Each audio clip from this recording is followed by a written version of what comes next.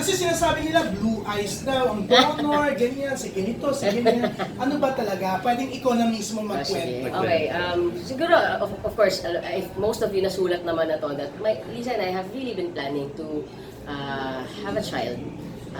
Magkaroon ng isa pang baby.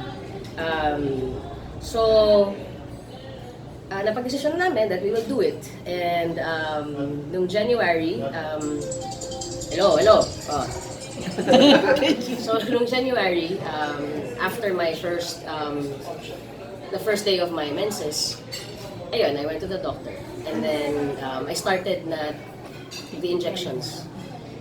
So, yung mga injection na to, it's to stimulate my eggs. Kasi parang the goal is when they harvest my eggs, dapat madami kahit papano. Wag lang naman isa. So, and nakakatawa because one of my doctor friends, she's been telling me na, ICE, do it soon. Kasi matagal na talagang plano ba't ng urong because of so many things.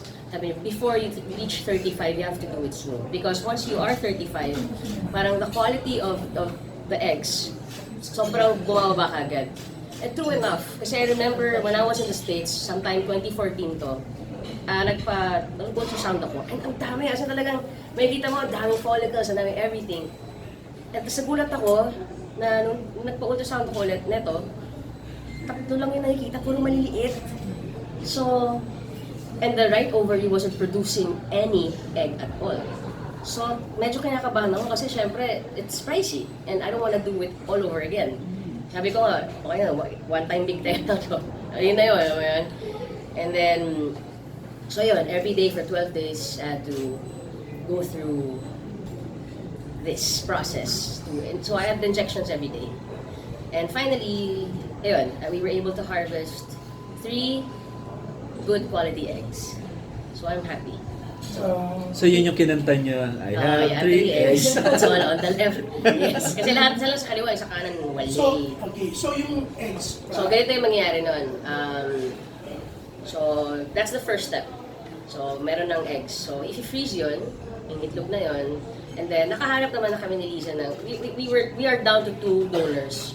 Pinagpipilian lang namin. So when you go to the cryo bank kasi, it's just a website. Pero may kita mo doon, of course, the picture. Pero baby picture yan usually. Baby picture, and then the profile ng donor. From the most mundane things like hiling ako kumain to the medical history, ganyan.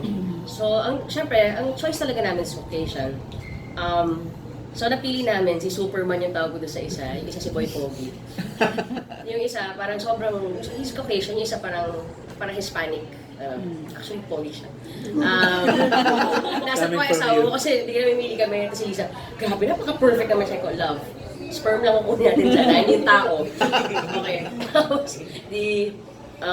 so ayun. Tapos, pag napili na namin, yun na. Pag nakuha na namin yun, then that's when the fertilization starts. And then, after that, usapan namin ni Liza by December. Kasi, dami niya talagang trabaho. And syempre, ayaw naman namin na stress siya tapos magbubuntis. So sabi niya, love December. Kasi dapat September yun. Kaso biglang nag-declare si Pangulo na, okay, it's the 100 years of Philippine cinema, so it starts September. O, patay tayo dyan. Siyempre, na-move kami. So, sabi ko, sige, but hopefully not. Sabi niya, but love, sabi ko, ayoko nang hindi this year. Sabi niya, yes, I promise December. So, start ng IVF. Doon yung December, ita-transfer sa kanya yung fertilized na embryo. At siya yung magbubuntis. So that's really the process. And nakaka-ano rin pala, na parang akala natin all the while na parang once you're taking the meds and everything, like your eggs are, alam mo yung dadami na di pala. Talagang, it's really nature. Alam mo yun, talagang minsan, meron daw instances na nagtitake ng gamot, malaki na, biglang liliit. So, I'm just happy that we were able to harvest 3 good quality eggs. Let's pray for my eggs. The cryo bank is actually in the States. So nagpunta kayo doon? Hindi, website. Nasa ICE ano? Yes. Mga more or less? More. Kasi kay Joel Cruz, bawat isa 12. pero mas mahal ka niya. Kasi ang swerte namin ni Liza is, ang usually ang mahal dyan is the harvesting. Kasi ganito yun eh, okay, for gay men na couple, so of course, they only have sperm, di ba?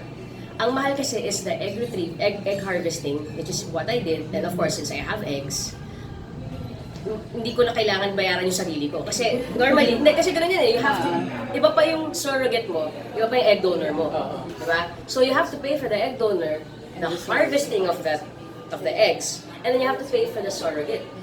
So, swerte namin, because we don't have to go through that. So it's cheaper for us, and it's true. As I have friends, na talaga, but now they have twins. They're beautiful twins. Pero, ang laki rin talaga. But it's more expensive for them. May possibility daw yan na twins lang. Yes, kasi ang sabi ng doctor is not less than 2 yung nilalagay. So, if ever... Sana. Pero hanggang twins na, hindi yan. Ano may asawa ko pag nakatay 8? May milyon ang halaga ng proseso na ginawa. Sa ngayon, wala pa ron. Wala. Wala pa ron. Kasi nga siya sa kanila. Pero how many percent daw na na effective na mabubuo yung Well, actually, ang maganda naman dun kasi is, of course, Liza already has her own daughter. Alam mo yun, yung parang, kumbaga, yung problema namin is not because may problema kami sa reproductive system namin. It's just, try ako na try, but nothing. So, good chances naman. Kasi nga, nung nakita nila yung quality ng itlog, ganda daw. Kasing ganda ko yun. Tapos, Liza naman, may live birth na. So, I hope that it will, mas tataas yung, namin, swerte namin. Anong prefer mong gender? Noong una sabi ko gusto ko boy, tapos biglang gusto ko girl. Tapos kaya sabi ko, kahit ano na lang basta healthy. Kasi syempre, of course, di ba, parang gusto ko healthy. Gusto ko okay siya. So, Okay. naka-ready kayo kung kambal or isa na? Ready? Oo naman. Pero personally, traits na pagpabasihan mo para piliin yung program na yun. Okay. Actually, napili na, nung nagustuhan namin si Superman, Superman? so, I mean, physical traits. Okay, physical traits muna tayo. Napili namin siya because he's 6 foot, this is 6-footer. Alam naman natin, kailangan i-compensate eh. Malaki-laki. Dagdag bawas lang yan, guys. Tapos, ayun, siya si Blue Eyes. Tapos yung nakita namin, meron kasi doon yung parang, Myers-Briggs. So, he is an ENFP and my wife is also an ENFP. So, hinahanap kasi namin is, gusto ko yung ugali or yung characteristics and personality is almost like Liza. Kasi ako na to eh, parang ganun. So, tas nakalagay doon na he's an artist, summa cum laude siya, he finished sociology, tapos he's a musician, tapos he's a classically trained singer, he plays the guitar and other instruments, and during his spare time, he loves to cook. So, yun din yung ugali niya sa akin. But, so okay ko, okay ito, sakto, tas Pogi. Wala man siyang adult picture doon, may isa kasi meron eh. Wala siyang adult picture doon, pero ang nakalagay doon kasi meron doon parang look-alikes yan. So ang look-alike daw niya si Liam Hemsworth. Wow! Saka anong pangalan na sa 50 Shades of Grey? Jamie Dornan. Yan. So yung nakalagay niya look-alike. Ewan natin, malay mo. Pero, tapos, pero medyo nag-worry ako kasi, syempre may medical history doon. And meron doon like, medyo nag-worry ako doon sa mga cancer part. Kasi meron siyang ilang relatives na meron. And the other one also has naman sa relatives niya. But kumbaga late na nag-occur. Like, late na yung late sa stage ng buhay nila. Unlike ito na parang 30s. Ganun. So medyo, napa-double tick ako doon. So ayan. So yung si Superman. Yan si Superman. Yung isa? Yung isa naman, so sobrang kaibahan naman namin kasi international studies, mga ganun. Actually, talaga namin yung profile niya kasi talagang gusto na namin yung isa. Pero ngayon ito, iniisa-isa namin siya. Pero pareho sila na, iba lang lalim ni Superman. Akala mo, close na kami. Pero Superman ang pili ko. Pero Ice, sa cryo bag ka, diba? Wala ka bang naisip before na lapitan from showbiz actor or actually, mag-donate? pag biro ginagawa ko, but serious, hindi. Sino yung Sino ba yung mga biniro ko nun? Biniro ko nun si Derek eh. Ano sabi ni Derek? Pero tagal na nun, meron pa kaming soap nun. Pero, but now, parang inisip ko kasi, inisip namin ni Liza yan. Of course, it's easier, di ba? If it's just here, ganyan, mura. Pero syempre, yung implications nun after. What if biglang na-feel ni June Lali na gusto niya maging tatay ng anak namin kasi binigay niya yung sperm niya. Eh, syempre, ayoko. Gusto ko ako yung magkasunod ko na eh. So, ayun, ayoko. Kasi gusto ko, ayoko may ibang magkasunod role yun, but me. And, ayun, and other complications as well. So, sabi ko, let's just do the cryo background. At least, no strings attached. Mahirap na. Serious Pero, na. Ano nila, kung kunyari papipiliin ka, aside from Derek na binapitan mga people, kunyari, wala yung ano na aspect na baka in the future gusto maging tatay siya ng Yung headline mo yan eh. Imagine ko yung title ng article mo. Sino yung mga actors o singers na So, pwede? lang ni Derek, gano'n. Oo, ganun yan. So, sino yung mga possible sana? Pahingin akong choices. Piolo. Alden. Hindi, like, parang, okay si Piolo kaso ano eh, gusto ko medyo, medyo tisoy. Iyan. Ayan, sige, pwede yan. Ayan, mga ganun, mga nasa linya ni Ian, ganyan. So, tisoy talaga kasi yung... Ano ko naman ang bata. Hindi ko namang relasyonin. Sperm lang naman kailangan. Sperm lang naman kailangan ko, bro. Pero personally, yung pagiging ama, nakikita mo na ba yung sarili mo? Ready ka na maging... I'm excited. I mean, I'm excited to take on that role na, it's just me, and Liza. So, I feel naman kaya. Excited ako magbuntis na, honestly. Like, I really wanna be there, like, 100% na talagang, alam mo yun, hindi po, bigla niya akong gigising alas 3 para gutom siya, mga ganyan. So, nag-scout na nga ako rito kung ano yung mga bukas 24 hours eh. Gusto niya na mga mahirap na mahirap na lutuin. Sa America pa. Oo, di ba? May mga, so yun. So, hopefully, ayun, I'm just really excited. Maraming natuwa, no? Pero marami din, of course, nagbabash. How do you handle bashers dun Hindi sa naman sila mga... parte ng buhay namin. So, keps. I mean, sabi ko nga kay Liza, love, people will always bash. Just because, not because they feel strongly about it, but just because they want it. And wala nang magawa dun. Keps. Pero nakakatuwa nga na mas marami na Natuwa. Ay naman yung masaya kami. And more than anything, happy ako because the people we love support us. I think more than anything, that's what matters the most. And masaya ako na the industry, obviously you guys are happy and my parents, both our families are happy and the friends are very happy and they're very excited. So, okay. Ano ba sabi niya? Ni Mami, binanggit mo na yun. Ni Mami at saka si Daddy Dick. Siyempre, excited mami ko. She's been praying. Kasi nga, siyempre, ina-update ko siya every once in a while. Kung mama, yung itlog ko. Sabi ko, itlog ko, mi. Sabi ko, medyo, low performing. Sige, pag-pray natin yan. Ganun siya. So, when I finally told her na, sobrang siyang happy. And siyempre, siguro walang mas excited kaysa sa kanya. Alam mo, grabe yung excitement ng nanay ko, ibang klase. Sabi mo kasi yung IVF mangyayari mga December. Gano'ng katagal pwede i-produce yung mga Egg. itlog? And sperm. Hindi, yun, you can freeze it for... Kasi alam ko there are people na they do it. Nag-freeze sila because siguro in 2 years time they wanna get pregnant. So, matagal yan. Okay lang. Walang problema. Walang problema. Importante is ma-freeze siya at that state na good pa siya.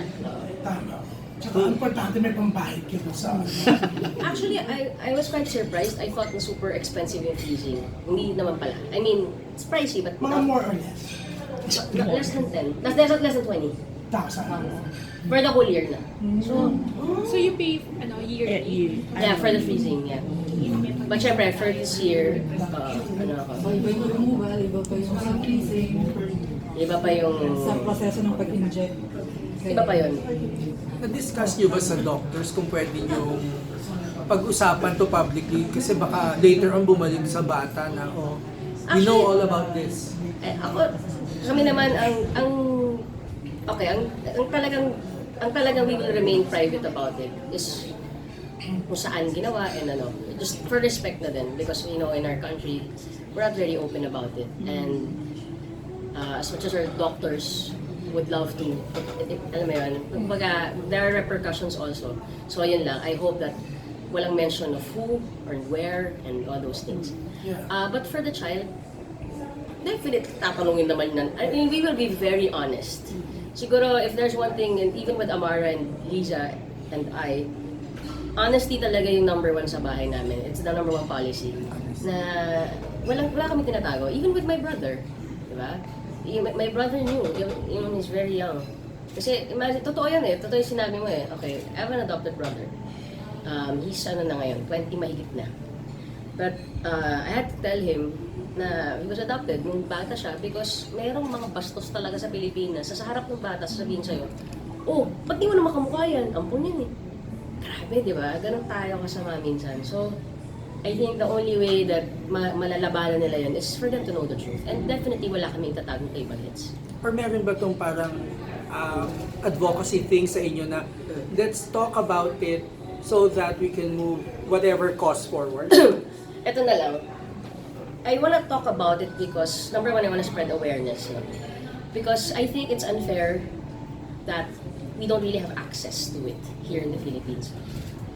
Imagine, in Malaysia, which is a predominantly Muslim country, they allow it. The only rule na hindi nila, na sinabi sa amin is, you cannot get a sperm donor na Muslim. And that's it. Because that is religion. So, it's sad that because of religion here, mga processes like this can't be enjoyed by the LGBT community. So, I'm just happy that, I'm happy na kahit paano we were able to find someone who will help us. But I hope that, someday soon, diba, hindi kami ma-deny din ng chance to have a family just because we can't create it ng natural na paraan. Yeah, last two questions.